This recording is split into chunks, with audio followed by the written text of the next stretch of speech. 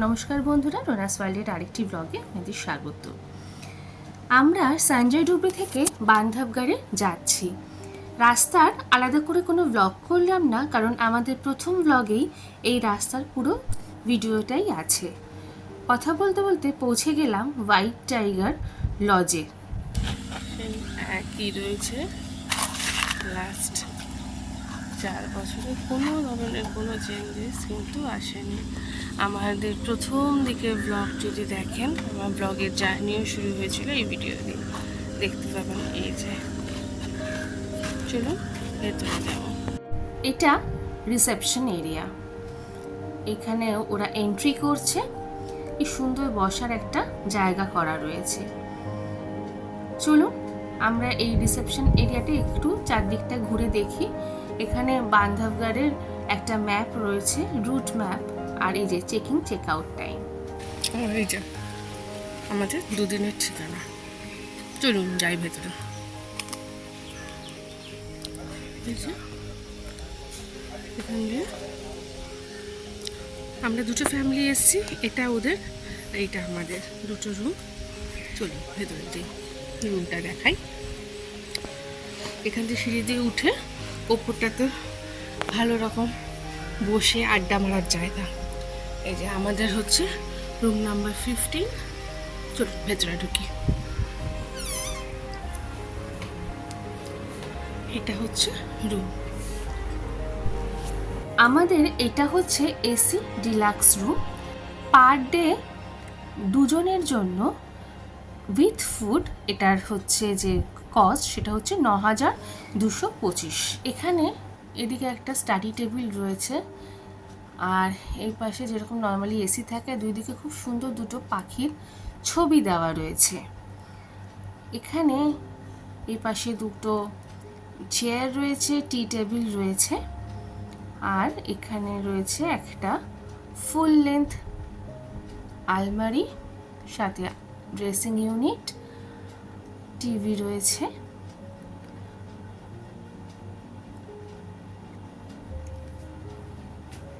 এটা হলো গিয়ে বাথরুম।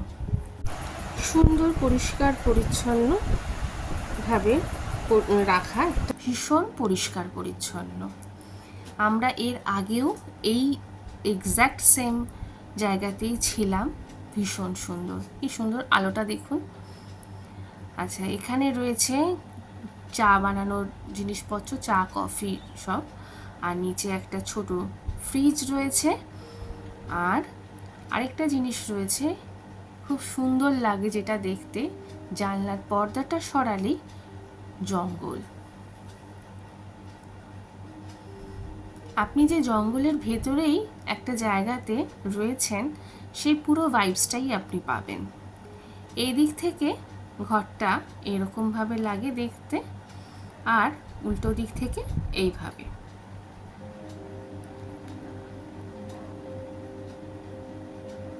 আচ্ছা, এর আগেও আমি দেখিয়েছি, কিন্তু এটা আমার এতই পছন্দের, আপনাদের আরেকবার দেখাই।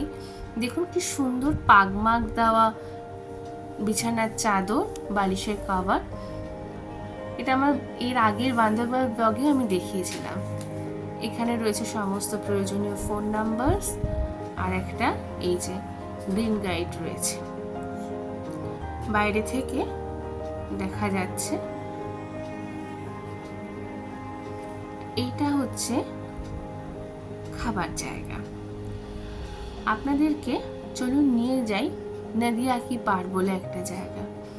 এখানে কিন্তু একটা, এই যে রাস্তাটা যাচ্ছি আমরা, সেই রাস্তাটাকে গিয়ে একটা সরু নালার মতো জল চলে যাচ্ছে, যেটা কোনো সময় কোনো নদীর সাথে যোগ ছিল, কিন্তু বর্তমানে নালার রূপ নিয়েছে। কিন্তু এখানটা খুব সুন্দর একটা জায়গা তৈরি করে রেখেছে ওরা। এখানে পুরো সুন্দর একটা জঙ্গল ভাইবস পেয়ে যাবেন। এই যে নদী চলে যাচ্ছে। চলুন আরেকটা দিকে যাই এবার। এই পাশটাতে সব গাড়িগুলো দাঁড়িয়ে রয়েছে, আর এতে হচ্ছে জিমের জায়গা। আপনারা তো জানেন নিশ্চয়ই যে আমরা এমপি ট্যুরিজমের এই প্রপার্টিটাতে থেকেছি যে তার মেন কারণটাই হচ্ছে এখান থেকেই সমস্ত জিপসি বা ক্যান্টারগুলো ছাড়ে, সুবিধা হয় একদম ডাইরেক্ট এখান থেকে উঠে পড়তে। কথা বলতে বলতে চলে এলাম পুলের ধারে। এখন যেহেতু দুপুরবেলা, পুলে সেভাবে লোকজন নেই, সুন্দর জল রয়েছে পুলে।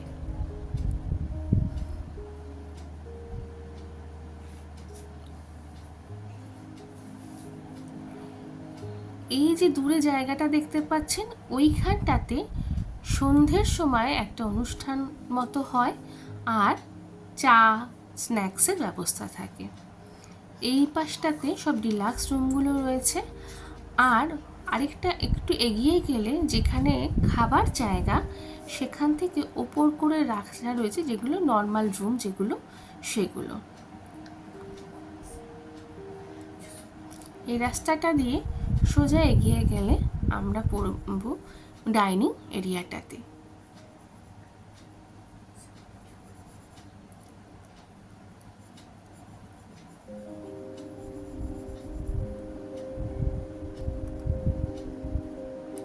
যদিও এই পাশটাতেও আরেকটা জায়গা আছে বৈঠকখানা বলে, যেখানে বেশ সুন্দর সন্ধেবেলায় বসে আড্ডা মারা যায়। আর এইটা হচ্ছে ডাইনিং এরিয়া। এই যে বুফে সিস্টেমে খাবার রেডি। ভাবলাম সন্ধ্যের দিকটাতেও আপনাদের একটু দেখিয়ে দিই। সব আলোগুলো জ্বলে উঠেছে, কি অপূর্ব সুন্দর লাগছে না সন্ধ্যের আলোতে। এই যে হোয়াইট টাইগার লজ বান্ধবগড়ে।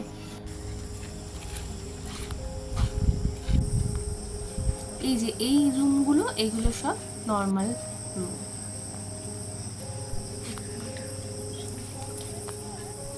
এই ব্লগটা এখানেই শেষ করছি। যদি ভালো লেগে থাকে অবশ্যই লাইক, কমেন্ট, শেয়ার ও সাবস্ক্রাইব করবেন। দেখা হবে খুব শিগগিরই সাফারির ব্লগ নিয়ে। সবাই খুব ভালো থাকবেন, সুস্থ থাকবেন। নমস্কার।